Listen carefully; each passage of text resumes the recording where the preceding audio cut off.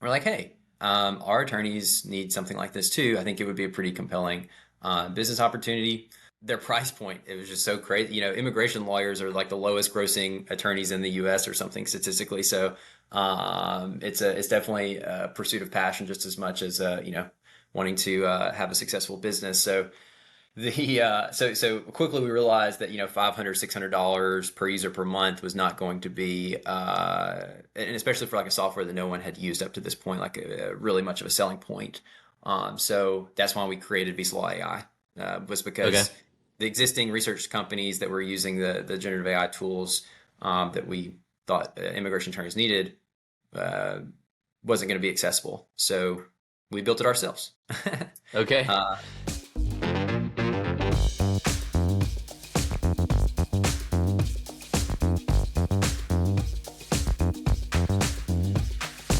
And we're back for another episode of the Startup Hustle. This is your host, Matt Watson. Very excited today to be joined by Josh Waddell, who is one of the co-founders of VisaLaw.ai. Going to talk today about using generative AI in legal. I don't know about you guys. I know Josh can't say this, but I would love to replace my lawyer with AI. Don't tell Josh that. Josh, you can't hear this yet, right? So very excited to hear about how lawyers, the legal industry is using AI and the product that they've built. They built a specific product around Visa Law, which is something I have some experience with, at least getting a international visas. So before we get started, I do want to remind everybody that today's episode is brought to you by Fullscale, which is my company. We have 300 employees in the Philippines that do software development for dozens of other tech companies. No matter what your tech stack is, front end, back end, mobile, QA, whatever it is you need help with, you can check us out at fullscale.io. Josh, welcome to the show, man. Thanks for having me. Yeah, grateful to be here. You didn't hear what I said earlier, right? No, I You was were you were fully in the spaced green out. room. That's right. You were That's still in the right. green room. Okay, good, good, good. All right. Muffled the ears, hands over the ears. So I'm excited to talk about this today because I think generative AI is getting used for a lot of things, and you know, using it on the legal side, I've done that myself, where I get some legal contracts and I copy and paste it into like Claude or ChatGPT, and I ask it, I'm like, okay, what do I need to know about this thing? Like, how could I get screwed? I'm asking it questions, and it does a really good job of like giving me some quick analytical stuff about a non-disclosure agreement or whatever the thing is. But I'm really curious to hear from you. You work at a law firm, and then you guys went down the path of using technology, and that's how you have created this tech company we'll talk more about. But I was kind of curious, what is the like general sense of using generative AI in the legal landscape at this point? Yeah, that's a great question. I mean, honestly, I would say our firm is traditionally a bit different. We kind of have had this long sort of not legacy, but just even the firm's founding, it was all around sort of innovation and doing things a little different. Um, our law firm was a really small company. I mean, it still is small, I guess, compared to most law firms, but we had one of the first law firm websites in like the early 90s. One of our founders basically decided it was like a 3-person shop. And the goal was to I think he spent like a couple of months like just learning how to code a site, because back then obviously no one in the early 90s, no one was really doing it. And so that was really how we got our early clients were companies and organizations that had websites. So hospitals, higher ed. So yeah, it's interesting. So that was, I would say, the culture at our firm is a bit different in that way. So for a lot of our employees, it was like, oh, finally, I don't have to do all this manual work. I think we've seen a lot of resistance though from other law firms that are more concerned maybe about the sort of thing you said when I wasn't listening. And I think what the sort of feeling from the firms who want to be on the sort of edge of this is it's not about replacing a lawyer or an employee. It's about being competitive in the market. And so I think the way that most of the firms who are adopting the technology think is it's just like any other. Initially, it feels just like any other innovation in that it's like kind of like adopt or you know or be overtaken at some point, right? If someone can either do something way more efficiently than you and price you out of the market, or just offer a much better service or level of service using these technologies. So I think that's been more of the sort of feeling about it, is like, okay, we really just need to kind of get in line here and learn, or we're going to kind of wake up one day and um, everyone's going to have surpassed our capabilities, I Hmm. guess. So your guys' law firm, is it only immigration or you guys do other kinds of law? Very, very niche. Yeah, we only practice inbound to the U.S. immigration law. And even in terms of immigration, it's very business immigration focused. So Oh, okay. think yeah, some corporate immigration. Like we work with some startups. We have a startup practice, a healthcare immigration practice. So think doctors. Some really cool programs in the U.S. for doctors coming to the U.S. to go to a med school here and trying to convince them to sort of to stay. And then yeah, some other interesting kind of family practice areas as well. So yeah, we're only focused on immigration, which actually has always benefited that sort of innovation bent because immigration is so paper form driven. So Hmm. there's a lot of opportunity for automation, and that's why we've always like really leaned in. And historically, immigration firms have always been more prone to adopt the flat fee billing method Okay. than like the hourly Okay. billing method. So like Okay. obviously, the faster you can do something, the better. Whereas like unfortunately, I think the sort of concept of like the hourly rate has always, I wouldn't say it's been a barrier to innovation, but maybe doesn't necessarily push people to like do something quicker. Yeah. So um, let me ask you this, specific to visa law then, to immigration law, is a lot of the AI stuff that you guys are using, is it to fill out the forms or is it to actually produce like standard legal documents? yeah, so I would say definitely the latter. I mean, so uh, our tech company has been through multiple iterations, we founded the company well before generative AI was even a thought, Okay. and at least to most.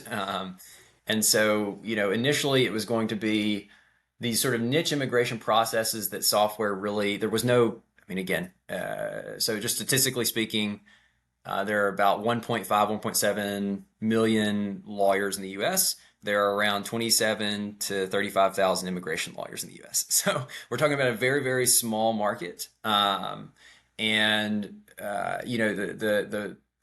reality is that there are just a lot of processes that there aren't software for or weren't at that time. And so we started to kind of think Okay. about some of the proprietary tools that would help the law firm. And then it sort of gradually became, what's this AI thing? It's sort of like an interesting, a winding story, but we ended up developing a generative AI tool set, and that's what we're using. To your second point, we're really focused on complex drafting for immigration law firms. That's where So our so how would this normally start today? Like I imagine almost all these documents start with some kind of boilerplate, right? Like here's a template or a boilerplate that we start with. And then would you basically, you're telling the generative, like before maybe then you would check some check boxes like add this clause, remove this clause, right? And it would sort of generate an updated boilerplate with the specific clauses or whatever. But now instead of it doing it that way, is the generative AI being used to replace checking the checkboxes, or is it being used in more nuance of like edit section 13F.2 to do this thing and then it modifies it? Like, how do you use generative AI, I right. guess? Yeah, absolutely. So the form automation stuff has been around a while, right? Like think about, most visa processes require you to fill out some form. Like think about, I mean, I don't know, like someone who's not familiar with immigration law, just think about like filling out your taxes or something, right? You just have a bunch of little boxes, a bunch of little fields, like your contact information, your family information, your employment history. All that stuff has been fairly automated. Like, you don't really need generative Yeah. AI for that kind of idea. It's more if then logic or just It's just honestly form fill. it's form filling, right? That's exactly what it Yeah. is, right? The classic, create a really good interface for people where they don't feel like they're filling out their own form, but basically have them fill out all their information and then, you know, boom, Yeah. pops right into the form. So that kind of technology has been around a while, and we're not really looking to. That's not really the innovation we're looking at. Like the really templated processes. Most firms have some kind of internal tools that help them really streamline that. Again, for those who have any kind of concept of immigration, like the H-1B process is a very popular one with like businesses and companies, and it's like very templated. So yeah, you're talking about just replacing some specific fields. The more interesting areas are what we call complex drafting. It's like there's a specific practice focus in extraordinary ability visas. So a lot of startups, for example, their founders come in on O's. If they're like, a founder, like not a U.S. citizen and they're based in another country, maybe they want to move their company to the U.S. or the founder wants to, move out to Silicon Valley or I guess Austin or wherever the startups are going now. And so basically that is a really complicated. So basically what you're trying to prove to USCIS and to the government is that this person has an extraordinary ability. Okay. And so it's a lot, it's more like think about it like a really, really intense like resume or promotional Okay. like document. So no two sort of documents or they're called like petition letters. No two petition letters are going to be the same. There's not a template. Like Okay. there's clauses, there are specific data points, but that's where generative AI can really help because usually what most firms do is they either outsource to like an outside writer or they have some like really bright English major prior or people who may have been like journalists in a prior career, like people who are just really good at cranking these like documents out. And that's a really high cost for a lot of these organizations. So that's the area that we're most focused in with the AI is building out these like much more robust sort of like drafting tools, right? So think like 10 to 30 page letters, basically. Okay. Okay. So so how so let's talk more about how you guys built this internally. So you work at a law firm. You guys have several different partners, practicing lawyers, all this stuff. And you guys were innovating this internally just to improve your own internal processes. That's how this began, right? That's right. Yeah, it's really been a progression. When generative AI first entered the legal space, I mean, it hit in a lot of different ways. I think one of the biggest areas that people always talk about is research, like legal research, like basically just having, if you were able to use generative AI to query like this massive set of information, right? Like a patent research. Like to me, like Right. one of the best examples, like researching patents. Absolutely. Patent, we've seen several patent startups and and I know that's it's really disrupted that industry. And so, yeah, that's a great example. I think like, the big players like the Thomson Reuters, Lexis, Thomson Reuters actually acquired a company called Case Text, which built pretty much probably one of the earliest legal research products called CoCounsel, which basically just has all the case law in it. So, all the federal, all the state law. So basically what attorneys are doing is like they're asking questions about specific laws, and then it can get more advanced and it's like asking like strategic questions. Like if I have this set of facts about a case, what are the chances or like statistically speaking, like what are my arguments, counter arguments, basically they're asking these like really, really high level legal queries and Right.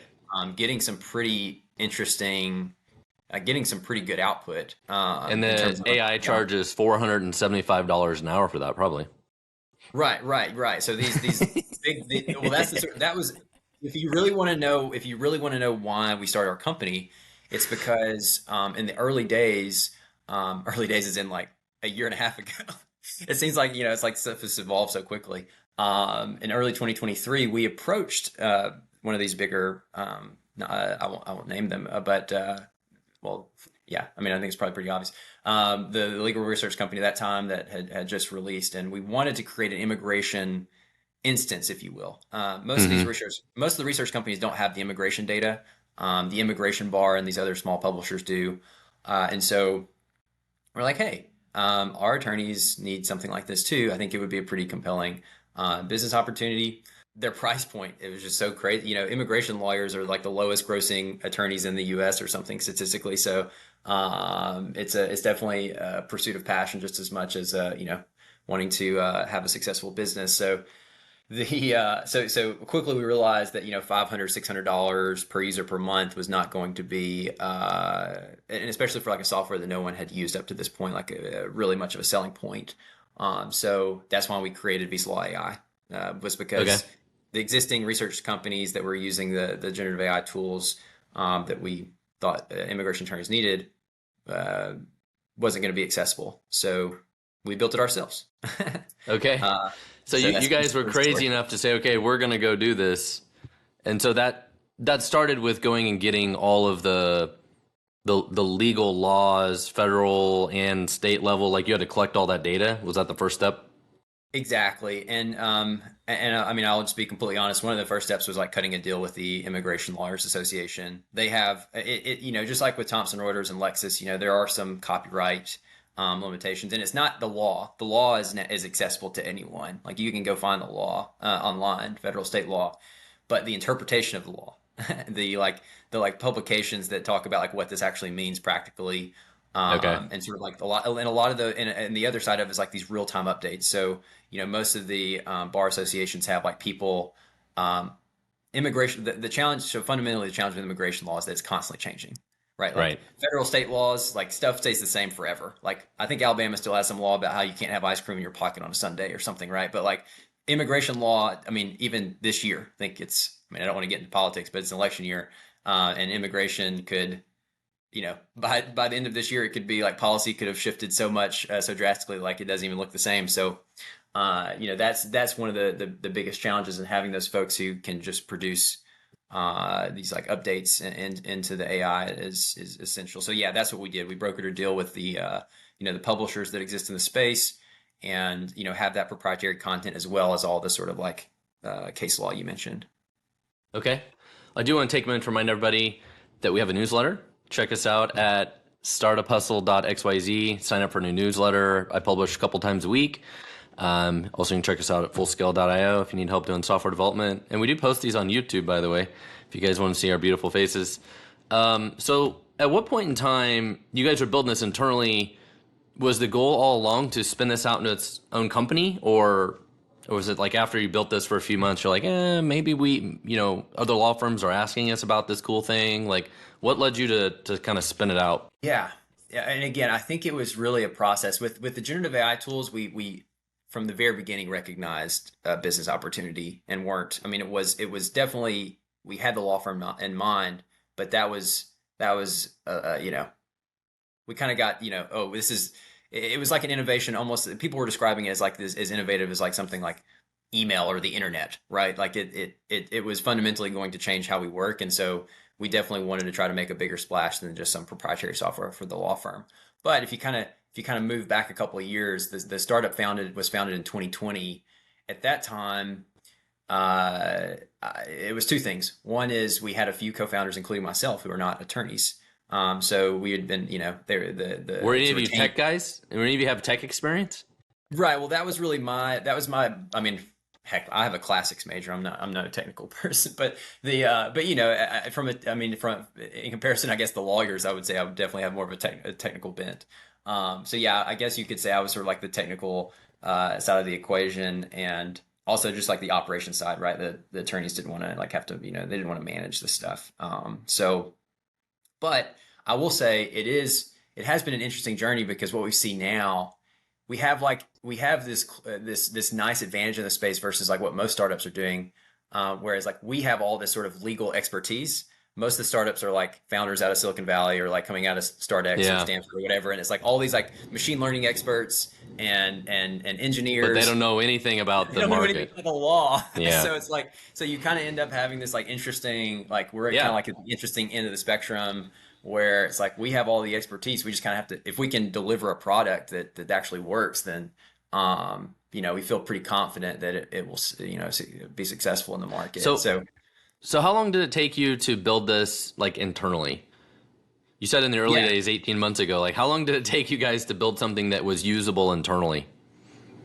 so the with our generative AI product called Gen, not very creative, but the research tool.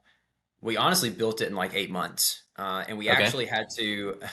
It was sort of like a two-step process. We originally partnered with a machine learning expert from Adobe and someone else from Google, and unfortunately, like the business aspect of the relationship didn't work out. So like we actually built a prototype.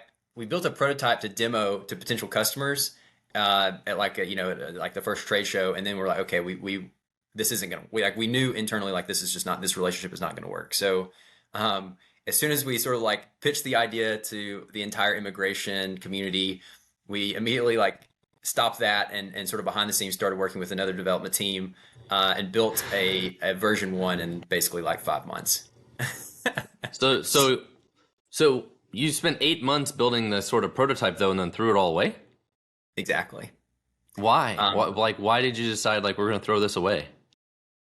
well, I think a lot of it was about, I mean, it was just like a relationship thing, right? Like, again, we did not feel like internally we had the technical, at that time. I mean, at that time, you're talking about concepts that were just so new. We were demoing stuff in like LangChain and like, like trying to understand how like embedding works. And, we didn't have the internal skill set and everyone was still learning at that time. I mean, we're talking again, this was just, not long after, I guess it was GPT 3 or 3.5 was, or maybe it was 2.5. I can't remember. That was like the first one that it was sort of like widely known.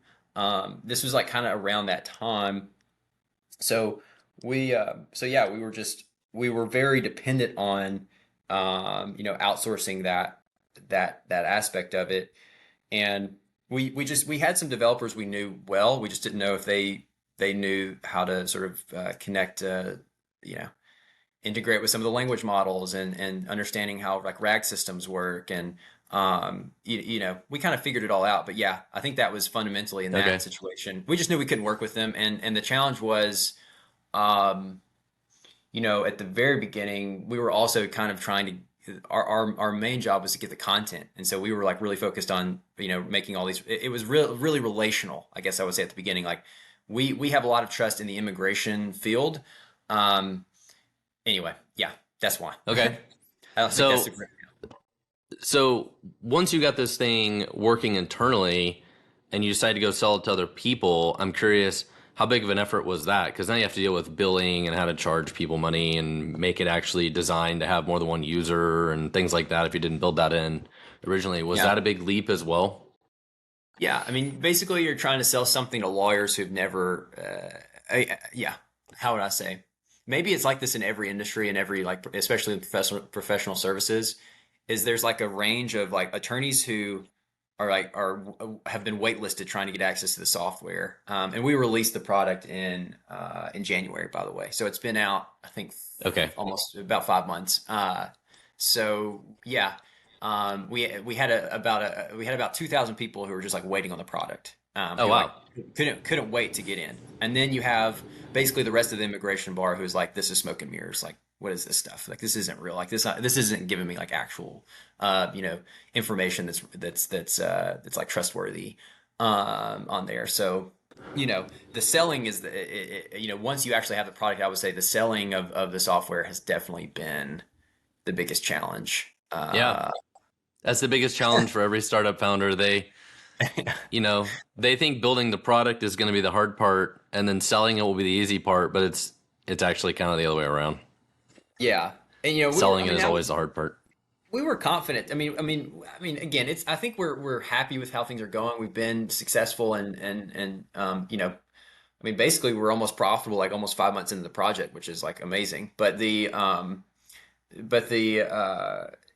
I mean, again, I couldn't imagine how it would be if we didn't have like three co-founders who are really well known in the immigration space, right? Right. As like really, well known in terms of like brand and historically been like one of some of the most prominent attorneys. Like without that backing, I bet it would have been just like crickets, Well, like it was just like a I bunch of cold emails and nothing. so I wrote a Um, blog post, actually my newsletter last week about this, about why are you the right person to start this company? And you just nailed one of the reasons it was on my list is like you're in the industry, you understand the problem better than anybody else. But another reason on my list was that you have a following, you're well known in the industry. So not only do you have the expertise, but you're known in the industry. And that's why you said, hey, we had 2,000 people lined up to buy this thing, right? Like that's a massive advantage to building this kind of product versus say, somebody random like me, like, oh, I'm going to go build this generative AI thing in legal. And I don't know anything about legal.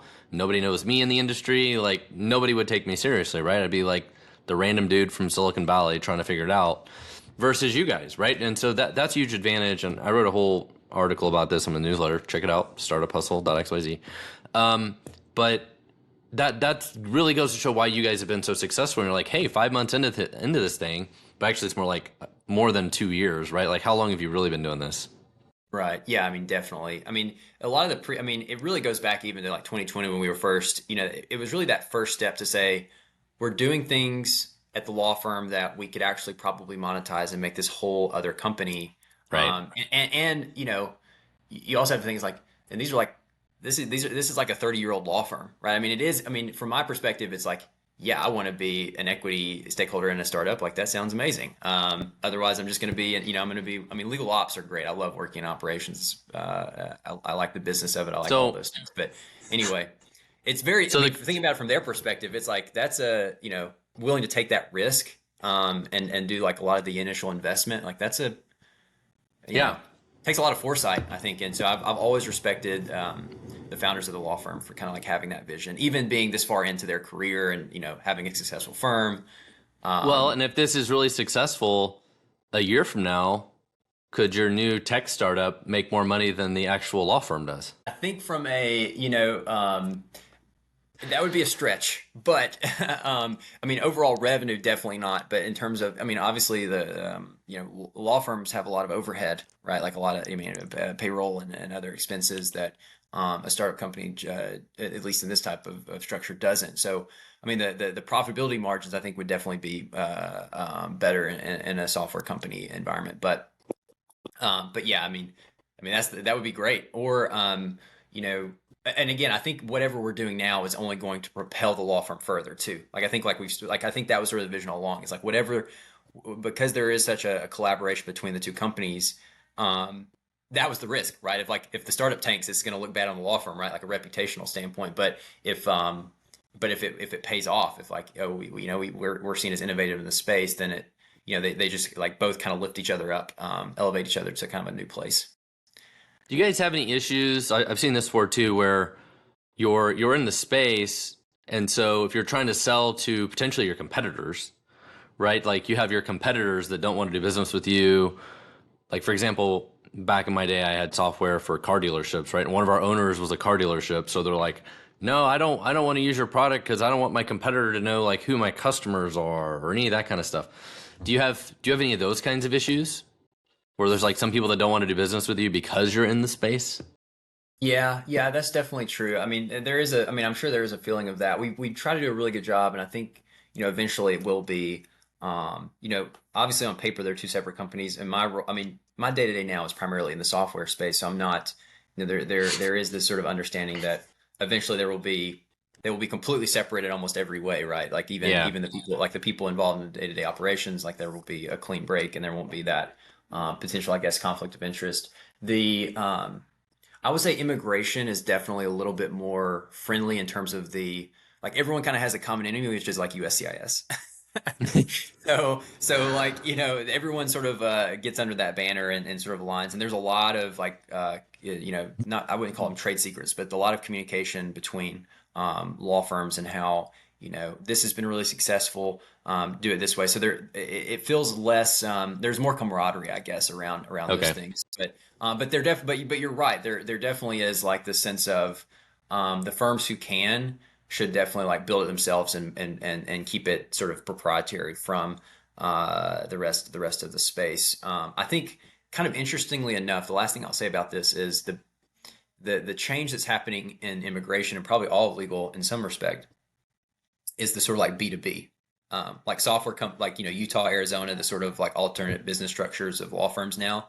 So like say you have a startup company, again, in like California buys a law firm in Utah, starts a new kind of alternative company business structure in Utah. They're now a law firm. Like that's basically it basically becomes a startup company operating as a legal services company, and they can then sort of sell. So I think that's where most of the at least like corporate immigration and business immigration is probably a little bit more concerned. That's why they're trying to adopt all this new technology because they're worried that like some software company is going to go after their clients. Okay. So that is so it's I guess what I mean is instead of like B to L, B to law, software to law firm, it's software to like end client, which is like corporations, like the law firm's clients. So that's kind of Right. like an interesting. That's been an interesting, and traditionally, generative AI is what's kind of elevating that further, right? Because a lot of these companies wouldn't and they couldn't be marketing themselves as law firms, but now they can because this is like kind of like a co-op, if you will. So anyway, it's kind of interesting.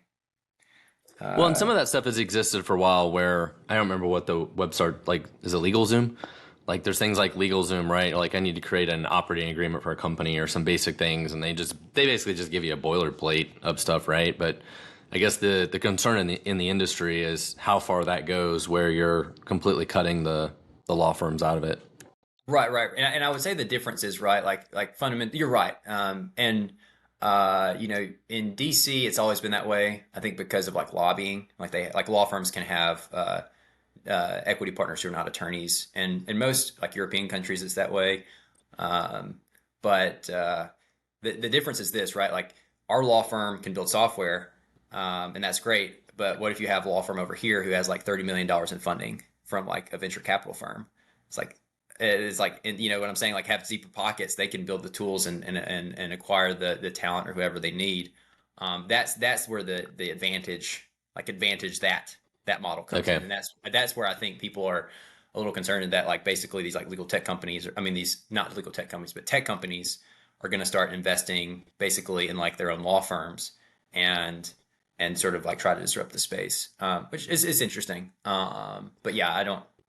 We'll see how it all plays out. So most of these products, kind of like yours, are it's all about the data, right? You guys have the data that's needed to run the AI, AI. I mean, mostly are people mostly asking it questions, or just like I would ask ChatGPT, research questions. I'm asking the question through your software through that specific data set. Is that's the primary use case? Yeah, yeah, it's definitely the primary use case. I would say immigration law is a little different than most conventional, like in terms of like how research works. Immigration law is not like litigation. You have to do a lot of research, find all this previous case law, and kind of Right. craft your arguments. It's more about output or like assets. So like basically, I think of it like this. You ask a legal question and then you want to like summarize that in an email to a client, or you want to. We have a ton of templates, like data, like a lot of the data we've gotten from these other publishers is like examples of things. So I need an example declaration letter for this situation, or I need a new questionnaire for this type of case. I need to know all the documents needed from the client to submit this to USCIS, and that's what it'll generate. And it can also even the product we have now can draft things up to like 2 or 3 pages in length. So you can even do like certain kinds of like reference letters or recommendation letters. So Yeah. there is some additional kind of bang for the buck, I think, that in terms of like how we try to sell the product. So it can do other things than just question answer. We're still like identifying all the potential use cases. One of the other interesting ones is like analysis of documents and of like fact patterns. So think like real time attorney in a client meeting, or initial consultation or something, and they're like real time giving the system what the facts of like the client's sort of situation is, and it can like generate an analysis and like outline potential pathways for that individual based on. So yeah, just imagine you had the entire knowledge set of immigration law Right. in front of you. Like you could just say like, "Here's my client situation. Tell me what's up," basically. Right. Yeah. Yeah. Yeah.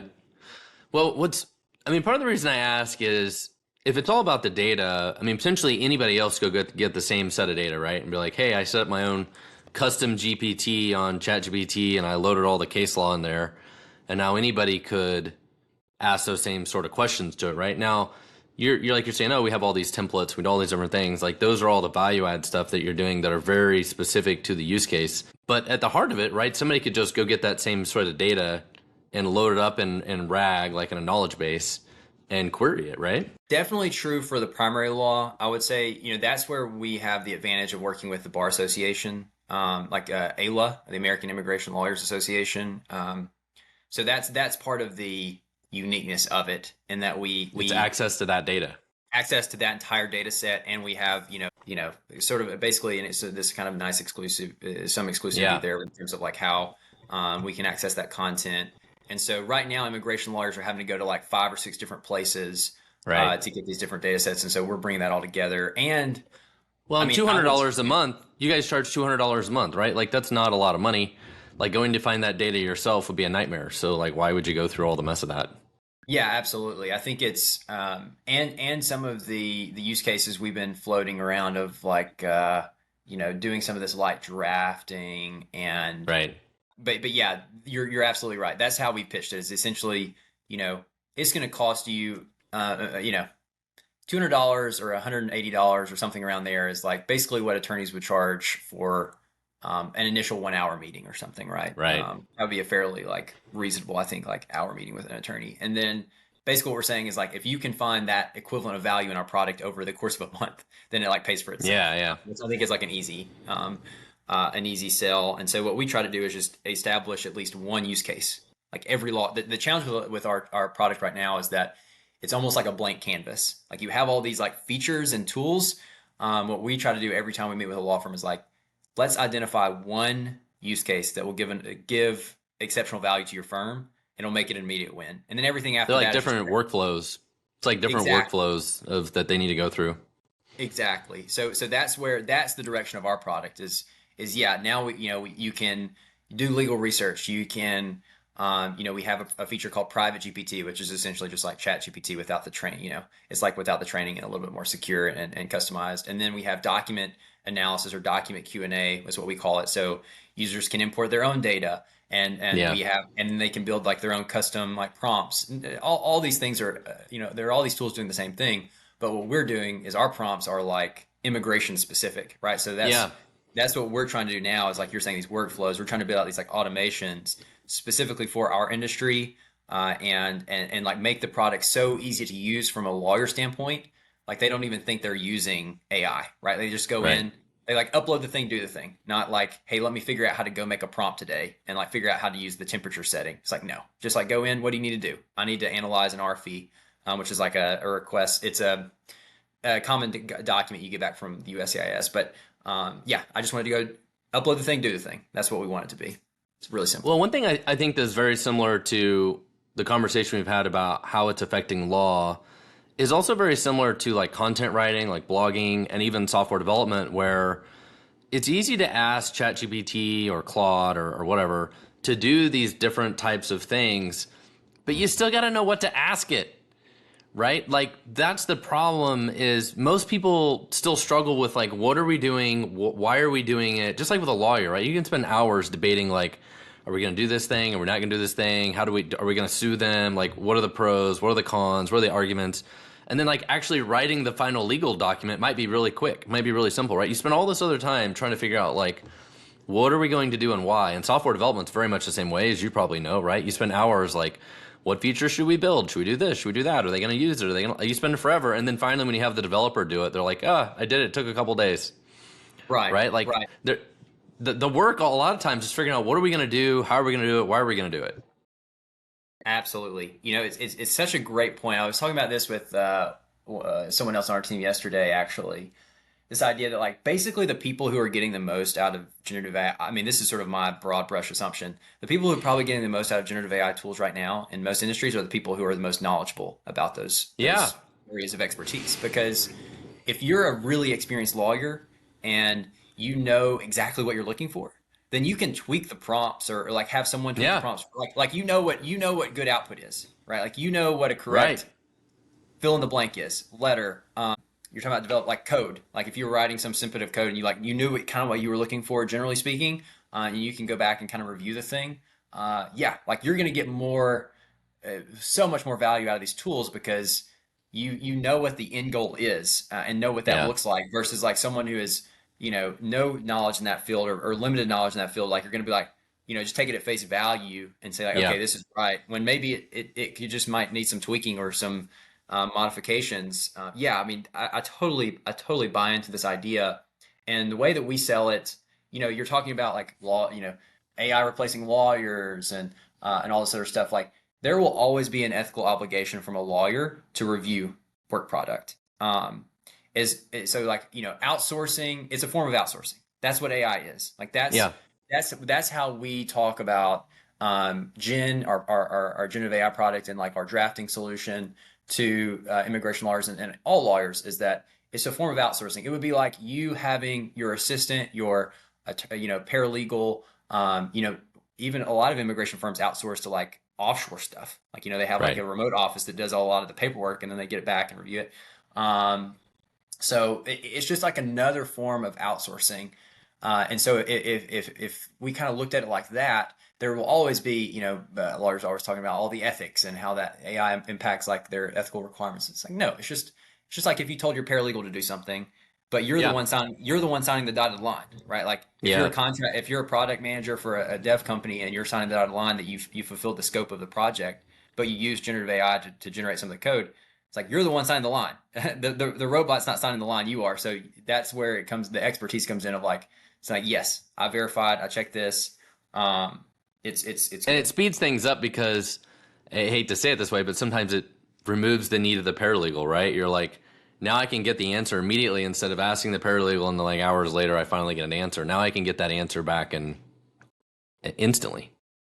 Yeah, and I think, and the way to think about it too is I'm always hesitant again, like to sort of say like replacing people and that sort of thing. But I do agree with like the it's replacing certain work, right? Like Hmm. so, like our we Like go hire do this paralegal. research is not like a task anymore, Right, right? right. Like, Like, and so it just changes the work we're doing, right? Like um, so like one of the main things our firm is looking for in all of our software is a client experience that's very, very compelling, very, very intuitive and easy to interact with. And so that software, but there always will be needs for like a need for people, a person in the loop, right? If we have like a really high touch client, who's say a publicly traded company and they like expect their stuff to be approved every time, it's like if they call, you want to be able to have be able to answer and like give them like a really good experience or you know, and because all of our team members are swamped in filling out forms all day and doing like all this manual stuff. Like one thing, I mean, keep this in mind: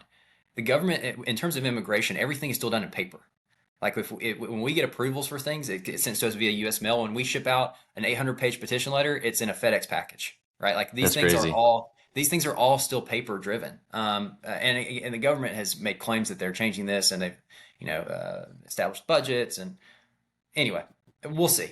But basically, yeah, I mean, just remember that there are so many manual processes that people are doing right now, and a lot of, especially within immigration law, that like would blow your mind. Like the fact that people are still doing those things. And so I think what we're seeing right now is like we're talking more about it like this ability to like elevate what people are doing. Like if our legal assistants and paralegals could be calling our clients to check in and see how things were going versus like filling out emails and forms all day, oh my gosh, like our client experience would go through the roof. Right.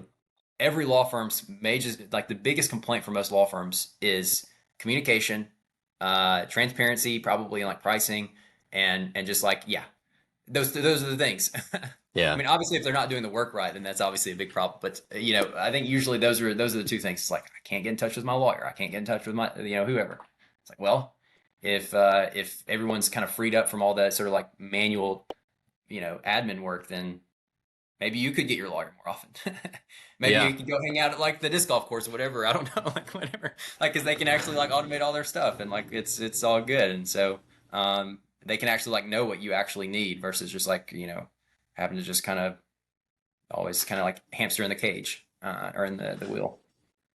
Well, I really appreciate having you on the show today. Again, this was Josh Waddell. He's one of the co-founders at VisaLaw.ai. Very cool product. Love to hear your experience about using generative AI and how it's affecting the legal landscape. So, thank you so much for being on the show. Really appreciate it today.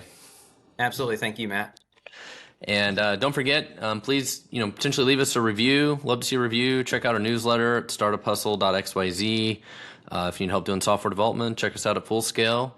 And see you on the next one. Thank you, guys.